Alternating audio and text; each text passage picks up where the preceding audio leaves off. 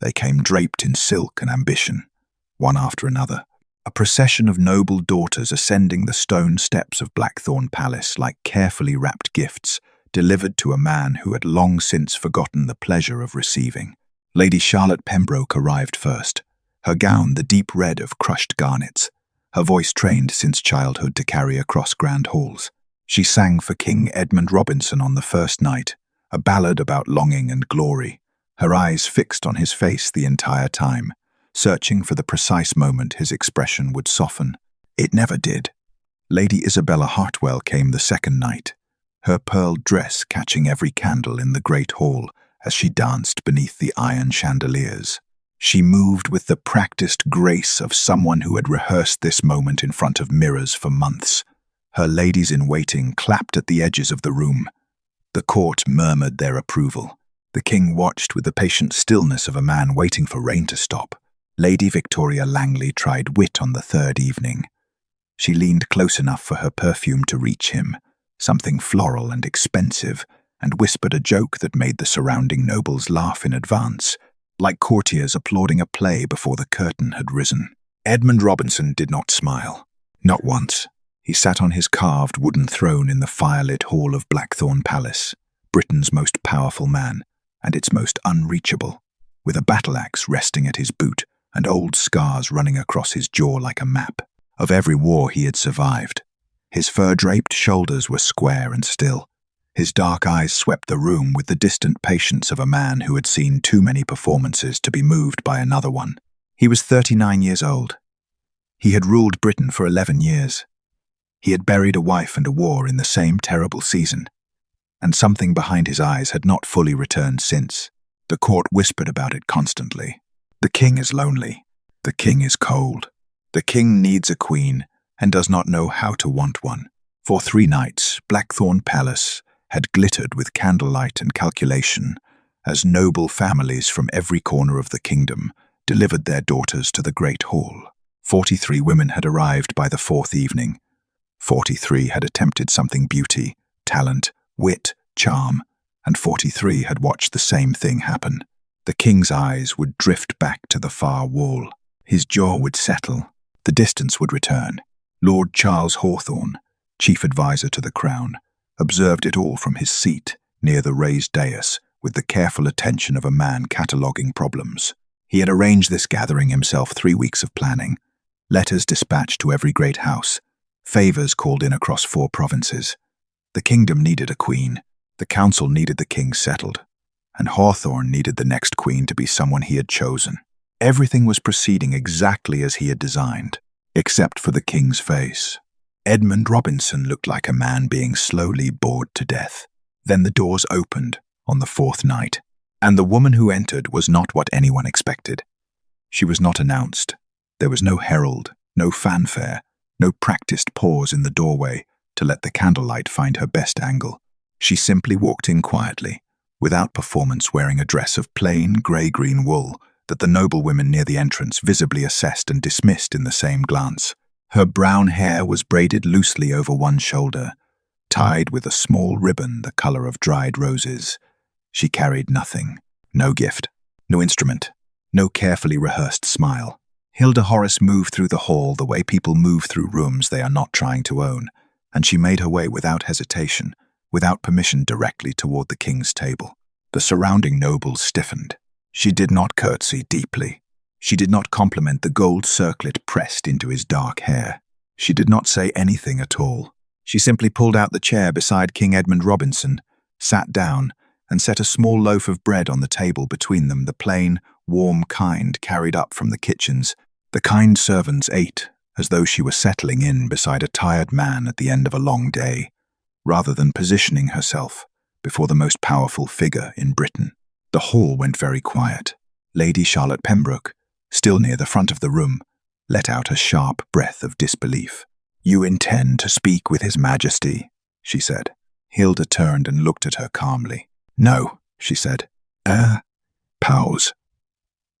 "I intend to listen." No one in the hall moved.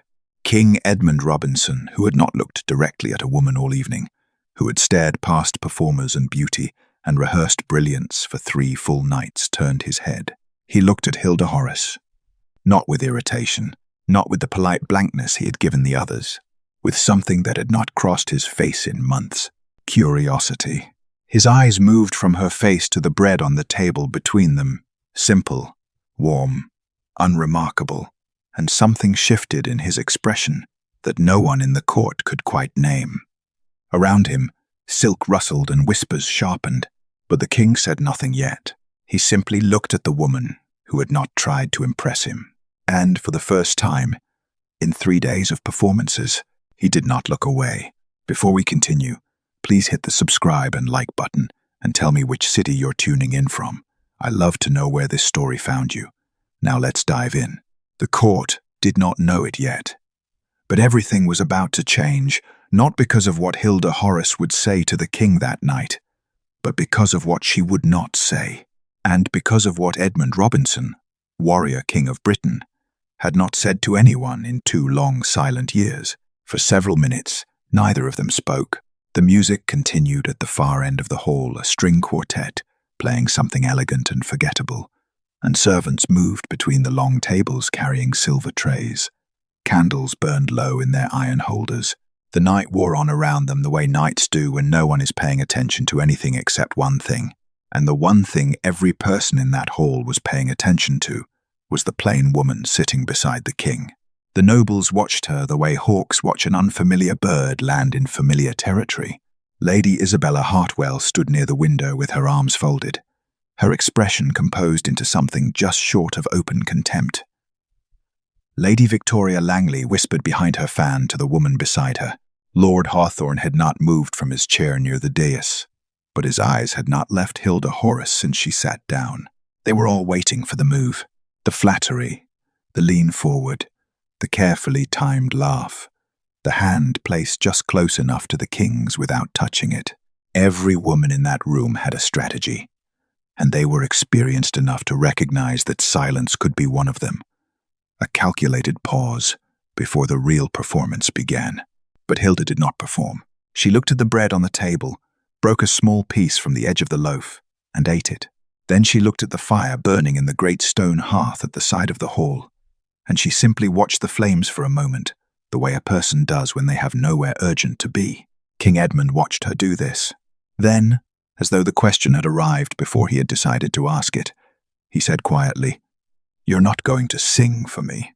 It wasn't a question. Hilda turned to look at him. "No," she said. "Or dance." "No. Or tell me something charming about your family's estate." The corner of her mouth moved not quite a smile. "We don't have an estate.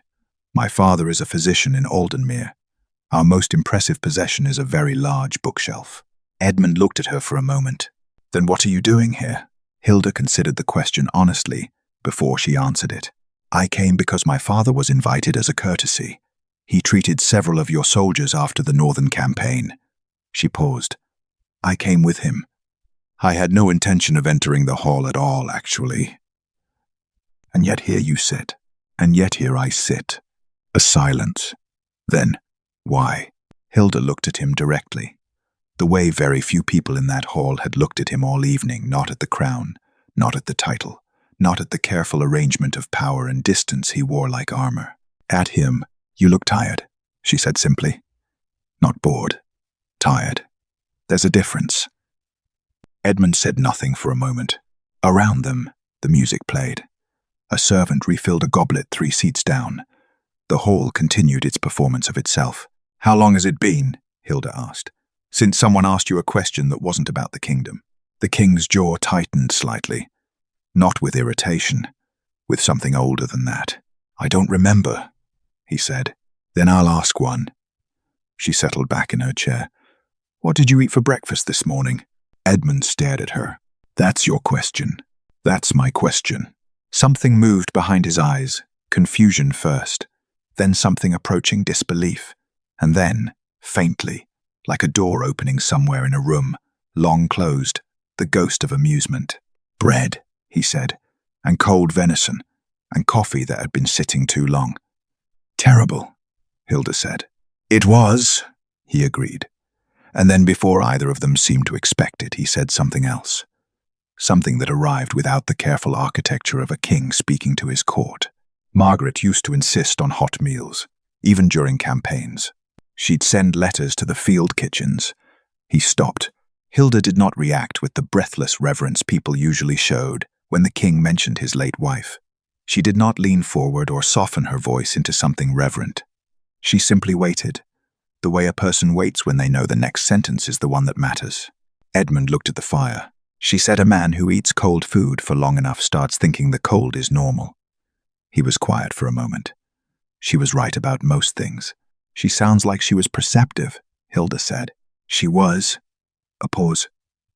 She'd have found this entire gathering absurd, incidentally. 43 women in silk trying to charm a man who doesn't know what he wants anymore. Do you know what you want? Edmund turned to look at her, a sharp look, the kind that in another conversation might have carried warning.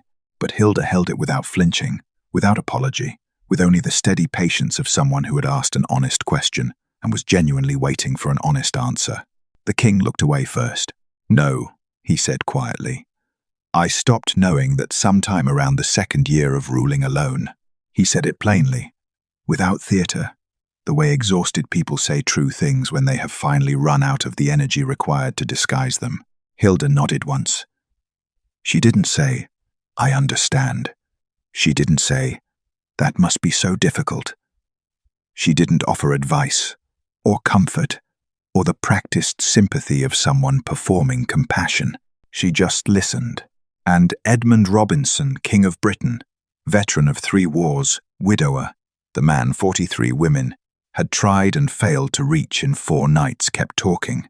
He spoke about the loneliness of the throne, about councils full of men whose loyalty he could not trust, about alliances built on marriages and debts, and the grinding commerce of power rather than anything resembling genuine regard.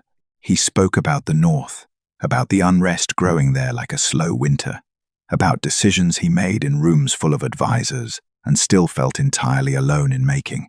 He did not speak like a king. He spoke like a man. And at some point, neither of them could have said exactly when Edmund said something that surprised even himself.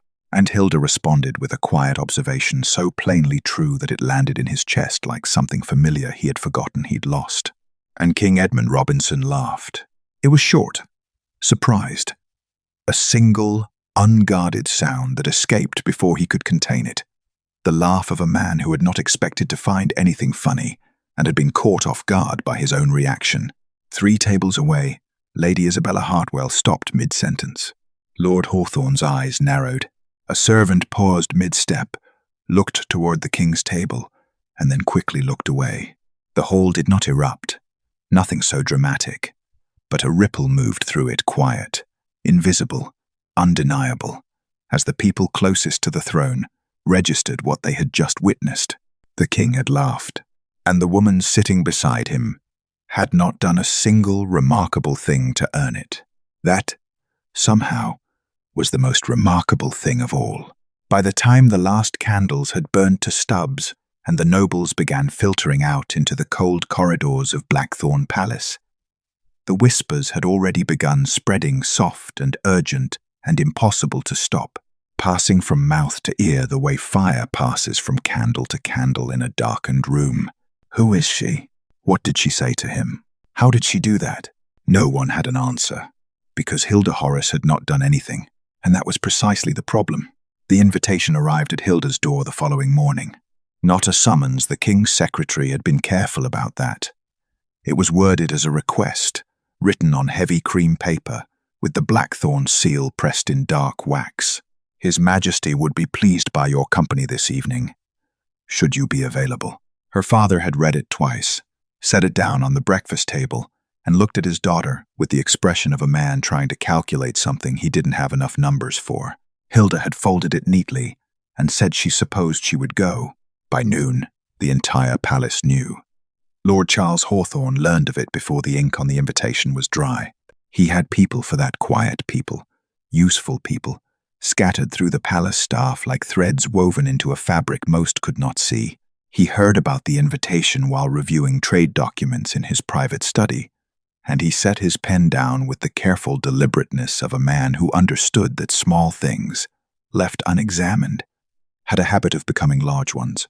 He had watched Hilda Horace the previous night with the practiced attention of someone who had spent 30 years in royal courts, reading people the way other men read maps. He had expected to understand her quickly. He did not. She had no obvious strategy, no visible ambition. She wore no jewels. She had accepted no position near the king's table. She had simply occupied it, without permission and without apology, and then done the strangest thing Hawthorne had witnessed in 3 decades of court politics. Nothing. She had done nothing, asked for nothing, offered nothing, and somehow, inexplicably, the king had laughed. Hawthorne leaned back in his chair and pressed 2 fingers to his mouth, thinking. In his experience, the most dangerous people in any court were not the ones who wanted too much. They were the ones whose wanting was invisible. Lady Isabella Hartwell arrived at his study by mid-afternoon, which did not surprise him. She sat across from his desk with her back straight and her expression arranged into something that was meant to appear composed and only partially succeeded. "You saw it," she said. "I saw it." He laughed, Hawthorne. He hasn't laughed in this hall since before the Queen died. Her voice carried the particular tightness of someone who had invested significantly in an outcome now under threat. "I've been preparing for this gathering for 4 months. 4 months. And that woman walked in wearing a kitchen dress and sat down beside him like she owned the chair. And he, Isabella." Hawthorne's voice was quiet and precise, the way a blade is quiet before it cuts. "Composure." She stopped, drew a breath, reset.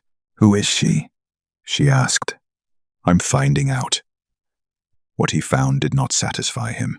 Hilda Horace, 24 years of age, daughter of Dr. Aldous Horace, a physician of modest reputation practicing in the market town of Aldenmere, 2 days' ride from the capital. No noble blood, no political connections, no family with ambitions above their station. The father had been invited to the palace gathering as a minor courtesy. He had treated 14 soldiers wounded in the Northern Campaign the previous year, working without pay in a field hospital for 3 weeks. When the army's own physicians had been overwhelmed, the daughter had come with him. That was all. Hawthorne's investigator had added one further detail, almost as an afterthought. Hilda herself had also worked in that field hospital. Not as a physician, she had no formal training, but as a volunteer, changing dressings, sitting with men who were frightened, reading to soldiers who could no longer hold a book themselves. Hawthorne read the report a second time, then a third. No angle, no family maneuvering, no patron pulling strings behind her.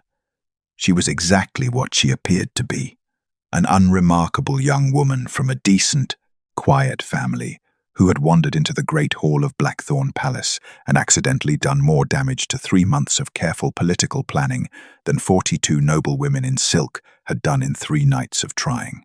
He found this profoundly unsettling. The palace staff had begun talking the way palace staff always talked, in low voices, in corridors, in the careful shorthand of people who knew that information was its own currency. The king ate a full breakfast this morning. He asked for the fire to be lit in the east sitting room before she arrived. He dismissed 2 council appointments to extend the evening. He smiled at the steward. The steward nearly dropped his tray. Small things, individually meaningless. But Hawthorne had built his entire career on understanding what small things meant when you arranged them in the right order. And what these particular small things meant was this. The king was warming. After 2 years of governing from behind a wall of polite distance, Edmund Robinson was beginning slowly, cautiously, as though testing ice he wasn't certain would hold to let someone in, and that someone was a physician's daughter from Aldenmere who asked simple questions and brought bread from the kitchens, and had no idea, apparently, that she was dismantling something Hawthorne had spent years carefully constructing. The king's isolation had been useful. A king who trusted no one depended on his advisor. A king who opened up, who found a confidant outside the council, outside the court, outside Hawthorne's careful network of influence, was a king who might begin to see things clearly. And there were things Hawthorne very much needed the king not to see clearly. He folded the investigator's report and held it over the candle on his desk until it caught. Hilda Horace had done nothing wrong. That was irrelevant. She would have to be removed. The second evening followed the same pattern as the first. Hilda arrived quietly, without announcement, wearing a dress of faded blue wool that one of Lady Hartwell's attendants later described with audible disdain as something a farmer's wife might consider modest. She carried nothing. She asked for nothing. She made her way to the king's table, sat in the same chair she had occupied the night before, and waited. Edmund was already there. He had been there, the steward privately noted, for nearly 20 minutes before she arrived. The visiting noblewomen had not given up. To their credit, several had redoubled their efforts. New gowns, new strategies, fresh determination. Lady Charlotte performed again. This time a piece she had clearly rehearsed, specifically for the king's reported preference for older ballads. Lady Victoria had commissioned a small poem written in Edmund's honour, and had it delivered on a silver card before the evening began. The king acknowledged, both with the brief, courteous nod he gave everything. Then Hilda sat down, and someone in the kitchen sent up a pot of tea no one had ordered, and Edmund wrapped both hands around his cup and said, without preamble, "Tell me something true." Hilda looked at him. "About what?" "Anything. Something you actually believe, not something polished." She considered for a moment. "I think most people in positions of power are lonelier than anyone around them is permitted to notice." The king was quiet for a beat. "Yes," he said, "that's true." And then he began to talk. Over the next 7 days, Hilda came to Blackthorn Palace 4 more times. Each visit settled into the same quiet rhythm, the whole performing around them. Silk and music and rehearsed charm filling the candlelit air, and the two of them sitting slightly apart from all of it, speaking in low voices about things that had nothing to do with the evening's spectacle. Edmund spoke about the northern provinces on the third visit unrest, spreading through 3 counties. Reports arriving that his council consistently downplayed in morning briefings. Tax collections had become irregular. 2 local magistrates had stopped responding to the Crown's correspondence entirely. He had raised both concerns in council 6 months ago, and been assured, smoothly and collectively, that the situation was being managed. "And is it?" Hilda asked. "I don't know," Edmund said. "And that's the problem. I used to know things. I had sources outside the council, outside the court. After Margaret died, I stopped maintaining them. I stopped," he paused. "I stopped paying attention to the things I should have been watching." Hilda said nothing. She did not fill the silence with reassurance. "There's a minister on my Eastern Trade Committee," Edmund continued, after a moment, "who has voted against Crown interest 11 times in the past 2 years. Each time Hawthorne assured me the man had sound reasoning. I accepted that." His jaw tightened. "I accepted a great deal I should have questioned." He looked at her. "You're not going to tell me what to do about it?" "No," Hilda said. "Why not?"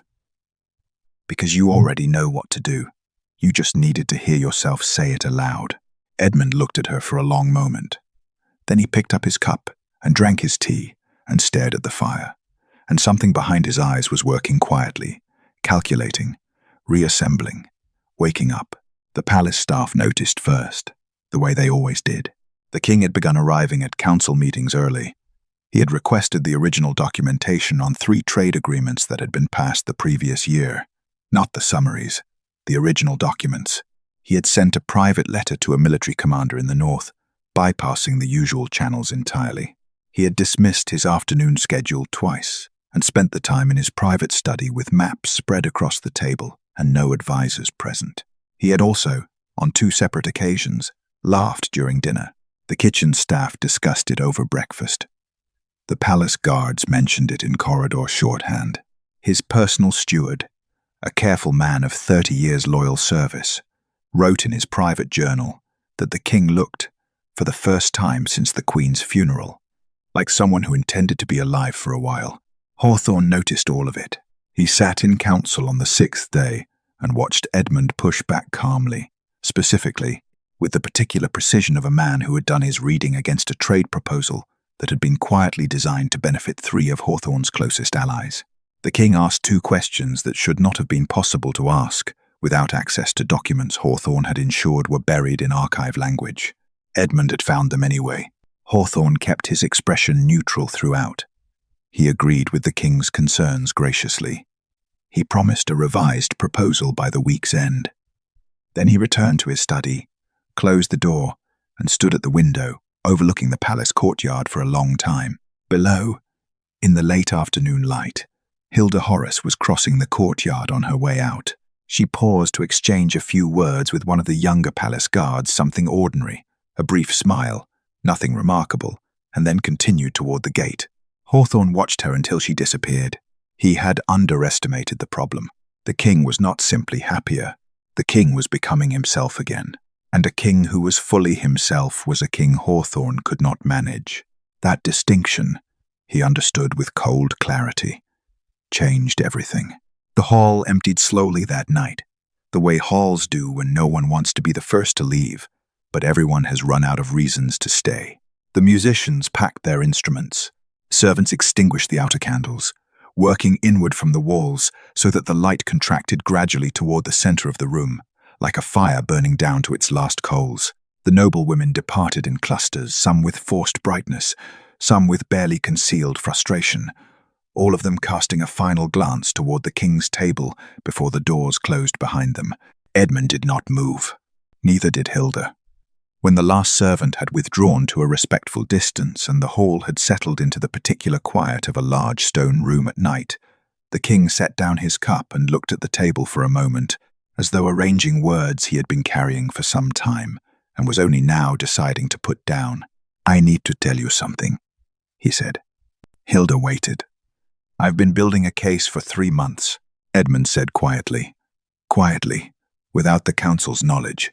"What I'm about to say I haven't said to anyone inside this palace." He looked at her directly. "I'm telling you because you're the only person in this building I currently trust, which is either a sign of good judgment or a remarkable one, given that I've known you for 9 days. Possibly both," Hilda said. The ghost of a smile crossed his face. Then it passed. "Hawthorne has been managing this kingdom for years," Edmund said. "Not ruling it, that distinction matters. I rule it. But he has been managing it the way a man manages a complicated machine he has no intention of relinquishing. Ministers who owe their appointments to him. Trade committees structured so that his allies' interests align with crown decisions. Information filtered through his office before it reaches mine." He paused. "I accepted all of it because, after Margaret died, I didn't have the energy to see it clearly. I trusted him to run the machinery while He stopped. "While I was elsewhere." Hilda said nothing. Outside, wind moved against the high windows. "He has been urging me to remarry for over a year," Edmund continued. "I understood that as political counsel. A king needs an heir. The kingdom needs stability. I accepted the logic." He looked at the candle between them. "What I didn't understand until recently is why he cared so specifically about which woman I chose." Hilda felt something shift in her thinking, a quiet rearrangement, pieces settling into a shape she had been half seeing for days. "He chose them," she said. It was not quite a question. "Most of them," Edmund said. "Not all. Some families sent daughters on their own ambition. But the ones he favored, the ones he mentioned repeatedly in private council, the ones whose fathers have business before the Crown's Trade Committee, he let the sentence complete itself. If you married a woman whose loyalty was to Hawthorne," Hilda said slowly, "he wouldn't need to manage the machinery anymore. He would be the machinery," Edmund said. "A queen who reports to him, an heir raised in his influence, and a king." He paused. A king who might never realize the walls had closed around him until they were already there.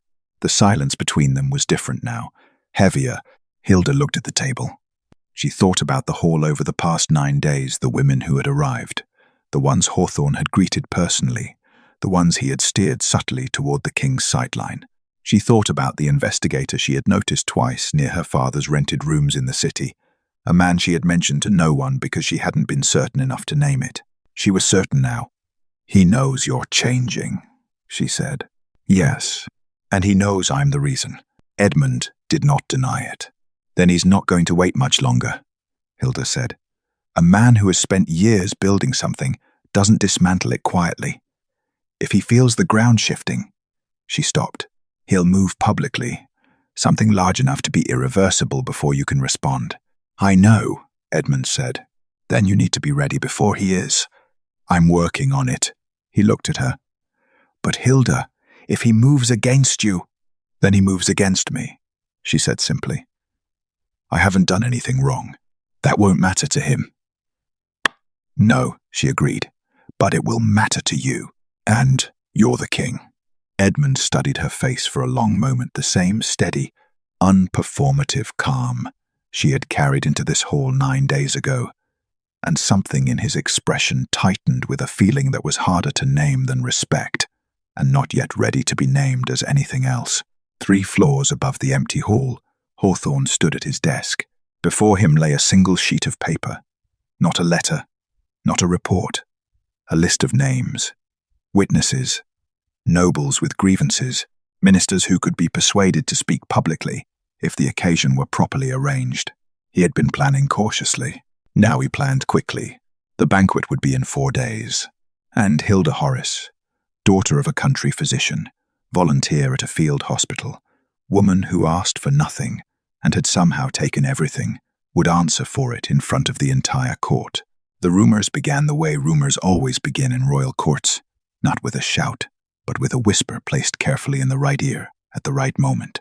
Hawthorne was skilled at this. He had been doing it for 30 years. He did not spread the rumors himself. That would have been crude, and Hawthorne was never crude. Instead, he spoke in private to 3 people, a senior lady-in-waiting with a talent for conversation, a minor lord who owed him a significant favor, and a council secretary whose discretion was reliable in every direction except the one Hawthorne occasionally needed it not to be. He said very little to each of them. He asked certain questions. He expressed, quietly, certain concerns. The rest took care of itself. By the 2nd day, the whispers had reached every corner of Blackthorn Palace. The king's physician has no explanation for the change in His Majesty's behavior. She was seen entering the palace before sunrise. Alone. My cousin's husband serves on the Northern Trade Committee. He says the king has been asking questions no one prompted him to ask. Someone is feeding him information. There are herbs, they say, that affect a man's judgment, that make him trusting, compliant, attached. The witchcraft suggestion was the most effective, as Hawthorne had known it would be. It required no evidence. It explained everything and nothing simultaneously. And it carried the particular power of accusations that people half believe not because they have proof, but because they are frightened. And frightened people reach for the explanation that requires the least complexity. Some nobles received it with open credulity, others with skepticism. A careful middle ground, the largest group, has always received it, with the non-committal, of people who did not believe it entirely, but were not prepared to dismiss it either, which in practical terms amounted to the same thing. Hilda heard it on the 3rd morning from her father. He came to her room before breakfast with the careful expression he wore when delivering news he wished he could soften and knew he couldn't. He told her what he had heard in the market quarter, the physician's district, where people spoke plainly. He told her about the witchcraft claims specifically, because he knew she would hear it eventually and preferred she hear it from him first. Hilda sat with it for a moment. Then she went to the palace. She found Edmund in his private study, standing at the window with a document in his hand he did not appear to be reading. He turned when she entered. He had already heard. I think I should stop coming, Hilda said. Edmund set the document down. No, your reputation is mine to manage. His voice was quiet, but carried the particular flatness of a decision already made. I won't ask you to disappear, because Hawthorne has decided you're inconvenient. It isn't about what you're asking, Hilda said. I'm offering. There's a difference. If my presence is making things harder for you, your presence, Edmund said, is the reason I've slept properly for the first time in 2 years. It is the reason I walked into council last week and asked questions I should have been asking for months. It is the reason, he stopped, began again, more carefully. You have not done anything wrong. I will not allow you to be treated as though you have." Hilda looked at him. In 11 days, she had seen Edmund Robinson, tired, uncertain, quietly furious, and occasionally briefly, surprisingly at ease. She had not yet seen him like this, still, resolved, and entirely certain. "This is the first time you've defended me," she said. "It won't be the last." She held his gaze for a moment. Then she nodded, once, and said nothing more about leaving. Hawthorne announced the banquet that same afternoon. A grand gathering, all resident nobles, senior council members, diplomatic guests, palace staff of senior rank. A celebration, he called it, of the kingdom's continued prosperity. The king's secretary received the proposal and passed it to Edmund, who approved it with the brief nod he gave administrative matters that did not require his full attention. Hawthorne had been counting on exactly that. The banquet was in one day. His witnesses were prepared. His sequence was planned. He would allow the evening to reach its comfortable middle, wine poured. Guards relaxed, the court assembled, and unsuspecting, and then he would stand, and he would speak, and by the time Edmund understood what was happening, the accusation would already be in the air. Fully formed, public, and very difficult to answer without appearing defensive. A king who defended a woman accused of witchcraft and manipulation looked like a man already compromised. That was the point. Hilda did not sleep well that night. Not from fear, or not entirely, but from the particular restlessness of someone who can see a thing coming and has done everything sensible to prepare, and still cannot stop the hours moving toward it. She lay in the dark of her father's rented rooms and listened to the city settle into quiet around her. Tomorrow the court would gather. Tomorrow, Hawthorne would move. And Hilda Horace, who had walked into a palace with no plan and no ambition, and nothing to offer except the willingness to sit beside a tired man and listen, would find out what that was worth when the room turned against. Here, the banquet was everything Hawthorne had designed it to be. The great hall of Blackthorn Palace had been dressed for the occasion, fresh candles in every iron holder, the long tables arranged in formal rows, the good silver brought up from the vaults. Diplomats from 2 neighboring territories occupied the seats of honor. Senior council members filled the upper tables. Every noble currently residing at the palace had been invited, and every one of them had come, because an invitation from the king's chief advisor to a grand banquet was not the kind of thing one declined without consequence. Hilda sat near the middle of the hall at a modest table, beside her father, who had also received an invitation and had accepted it with the quiet unease of a man who understood he was being included for a reason he had not yet identified. Edmund sat at the head of the hall on the raised platform, as he always did. He had spoken briefly with Hilda before the banquet began, a few words in a corridor. Nothing that would draw attention, and she had seen in his face that he knew, not the details, but the shape of it. "Be ready," was all he had said. The evening proceeded normally for nearly 2 hours. Food was served. Wine was poured. Conversation filled the hall with the particular texture of a formal gathering, polished on the surface, watchful underneath. Hawthorne moved through it gracefully, the perfect host, pausing at tables, laughing at the right moments, pressing shoulders with the ease of a man entirely comfortable in his own architecture. Hilda watched him and ate almost nothing. He stood when the dessert plates were being cleared. The timing was deliberate, late enough that the wine had done its work on the room, early enough that people were still fully present. He rose from his seat at the upper table, and the particular quality of his posture, the practiced authority of a man accustomed to being listened to, caused the hall to quiet around him in stages, table by table, the way a wave moves outward from a dropped stone. "Your Majesty," he began, with a respectful incline of his head toward Edmund. "My lords, distinguished guests." He paused. "Let the silence settle. It is my duty, painful as it is, to bring a matter before this court that concerns the integrity of the crown." The hall went very still. For the past 11 days, a woman without title, without political standing, and without invitation has inserted herself into His Majesty's private confidence. Hawthorne's voice was measured and grave, the voice of a man reluctant to say what must be said. "During this time, The king's behavior has changed markedly. His judgment on council matters has become erratic. He has questioned long-standing agreements without cause. He has withdrawn from trusted advisers in favor of a brief, weighted pause. A country physician's daughter, whose methods of influence this court has not examined, and whose intentions remain entirely unclear. He let that land. Around the hall, faces turned. Some toward Hawthorne, some toward Hilda, some toward the king. "I put it to this court," Hawthorne said, "that Miss Hilda Horace has manipulated His Majesty through means we cannot yet fully name, and that the Crown's interests require her immediate removal from Hawthorne." The king's voice was not loud. It did not need to be. The hall contracted around the single word.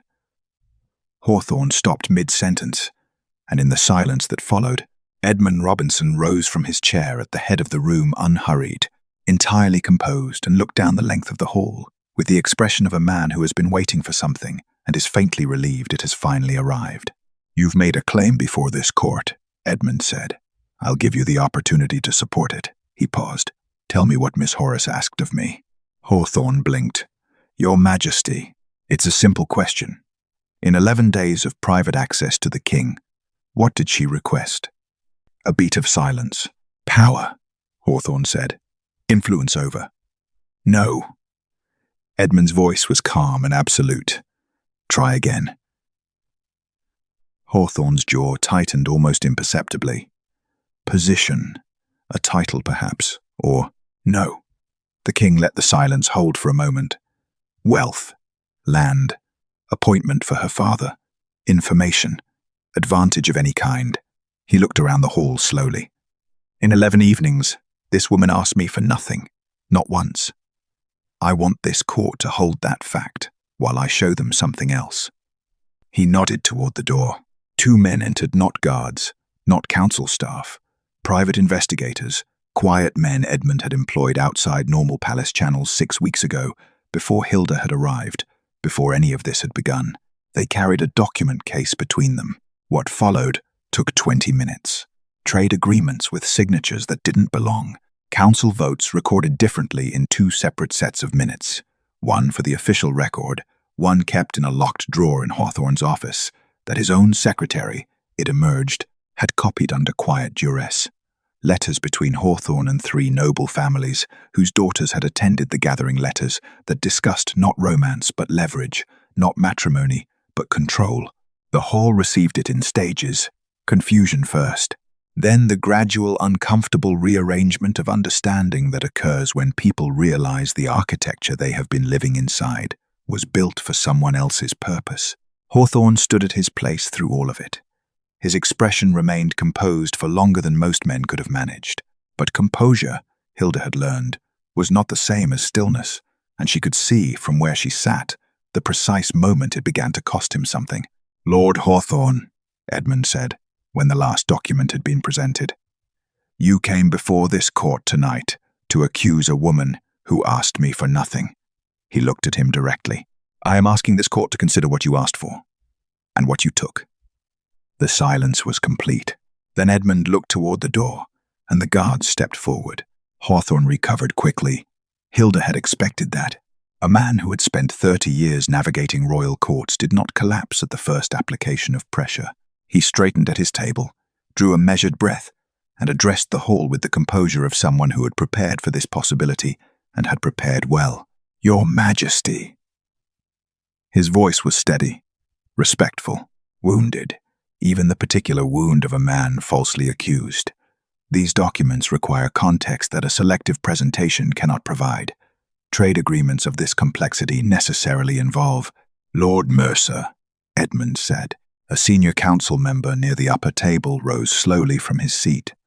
He was 60 years old, grey-haired, and had served on Edmund's council for 9 years. He looked at Hawthorne with the expression of a man setting down something heavy he had been carrying for too long. "The vote on the Aldenmere trade revision," Edmund said. "Tell the court how it was recorded in the official minutes."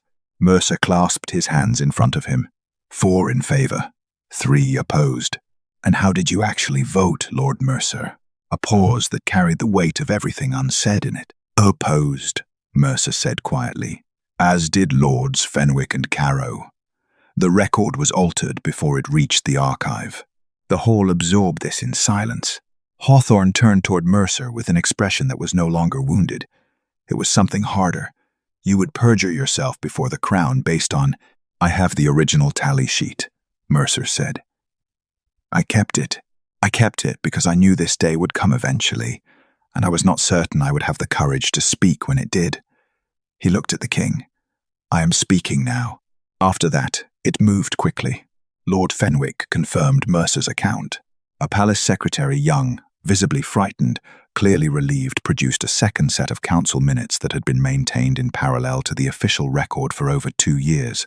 A merchant factor, called in from an anteroom where he had been waiting since before the banquet began, described in plain commercial language a series of import arrangements that had redirected significant Crown revenue through a private account connected, through 2 intermediaries, to Hawthorne's family estate. Each witness was brief. Each account was specific, and each one removed another section of the architecture Hawthorne had built until what remained was no longer a structure but a collection of exposed pieces that could not be reassembled into anything defensible. Hawthorne attempted it twice more. Once with legal argument, the jurisdictional complexity of the trade arrangements, the ambiguity of council procedure.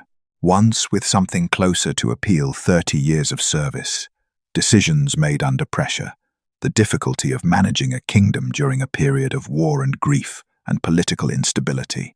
That second attempt landed badly. The hall understood what was not being said in it, that he had used the king's grief as cover, and that the king was in the room and could hear him say so. Edmund did not respond to either attempt.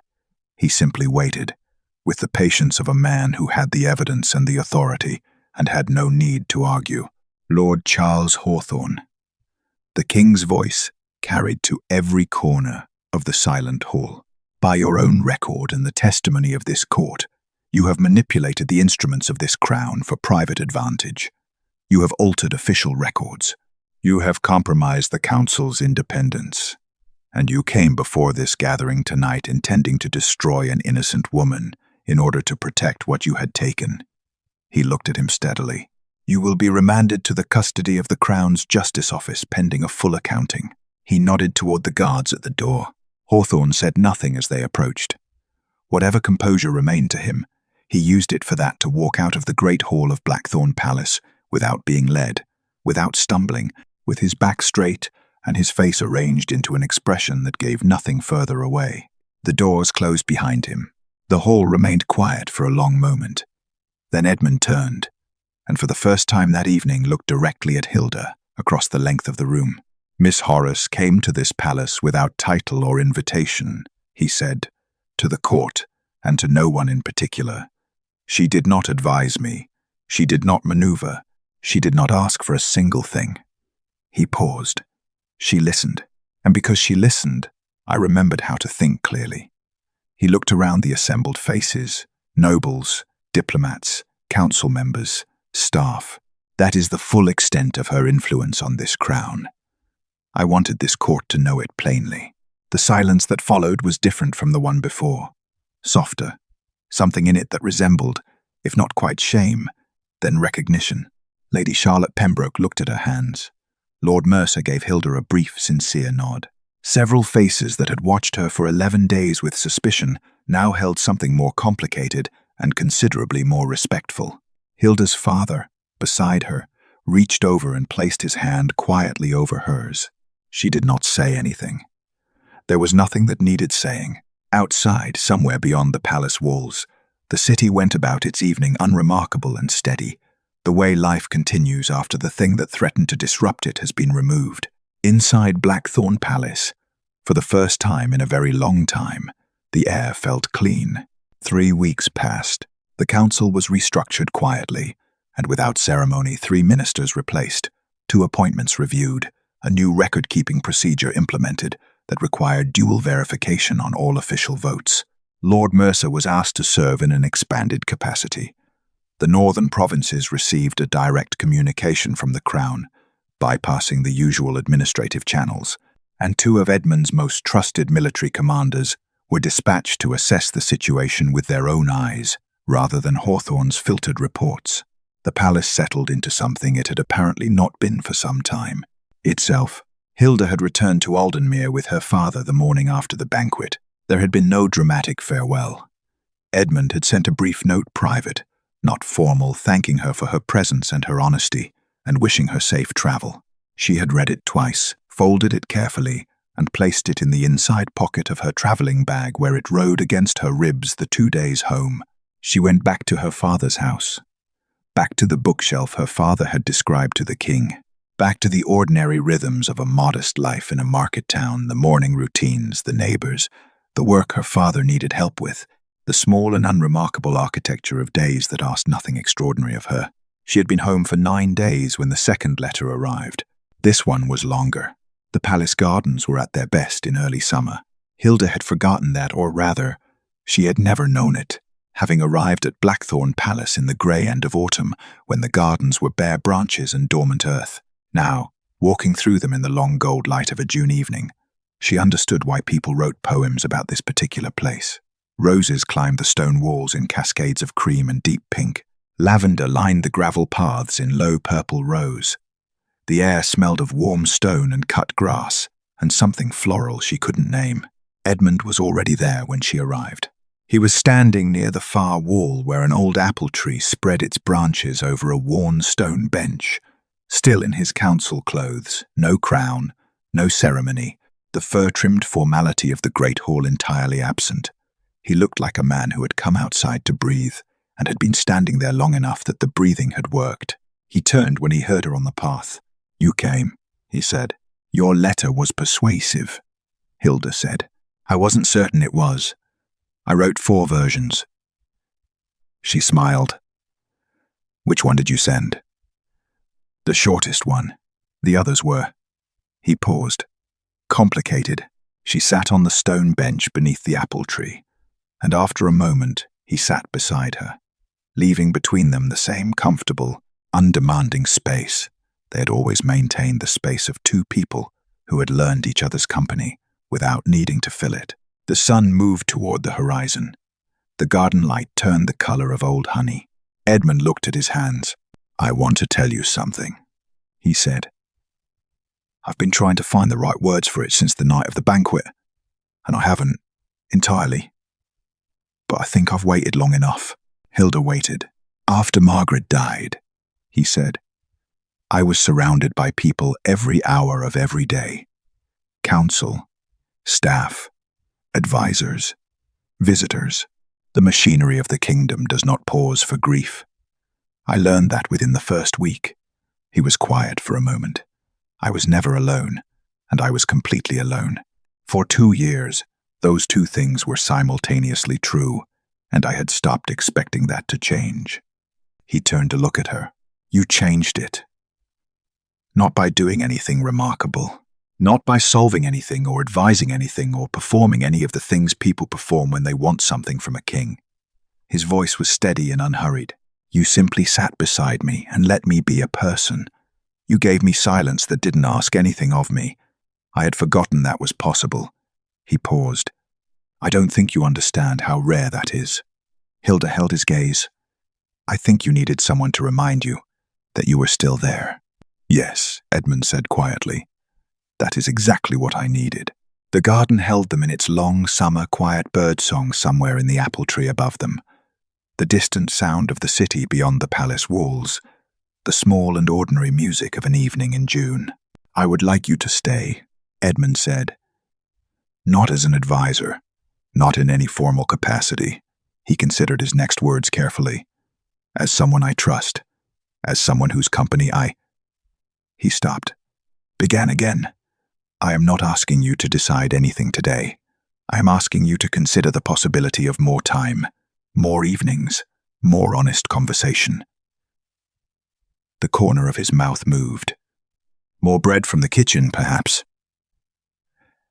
Hilda looked at the roses, climbing the old stone wall. She thought about the letter she had carried home against her ribs for 9 days, about the 4 versions he had written and discarded, about a king who had spent 2 years frozen inside his own silence and had thawed. Not because someone had been brilliant or beautiful or strategic, but because someone had simply stayed still long enough to hear him. "Yes," she said. Nothing more elaborate than that. Just yes, the same plain, honest currency she had always traded in. Edmund looked at her, and the expression on his face was the one she had first glimpsed on the night she sat beside him.